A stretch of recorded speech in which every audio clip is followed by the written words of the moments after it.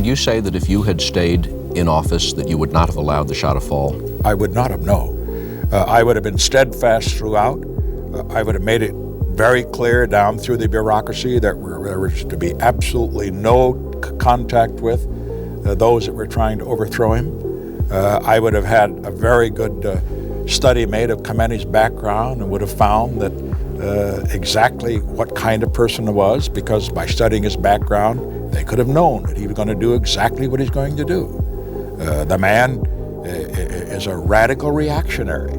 He's not a progressive in any sense of the word. See, the choice basically was not between the Shah and somebody better. The choice was between him and somebody worse. And it's very easy for me to make that choice. If you had been confronted with the worst case from that point of view, and the Shah had been overthrown and hostages taken, and you were president, would you have taken him into the United States? Absolutely.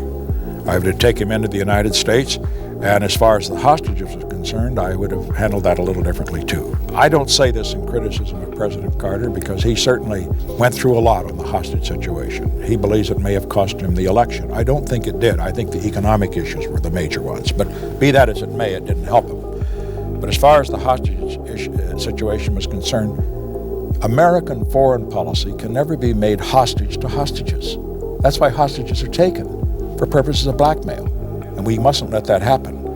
And for example, when President Carter was asked about the hostage situation, he went overboard in saying that our first and then only concern was the safety of the hostages. Now, that is a concern, but our major concern is what happens to Iran, what happens to the relations between the United States and Iran. And in this respect, I would never have said, as President Carter did, that I rule out the use of force in order to get the hostages back.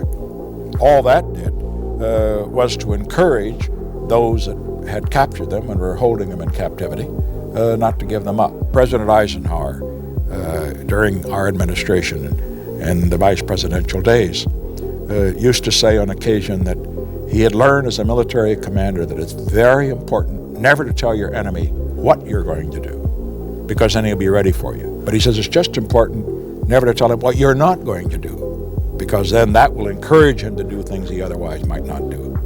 And in this case, that was a mistake, in my view, to do that.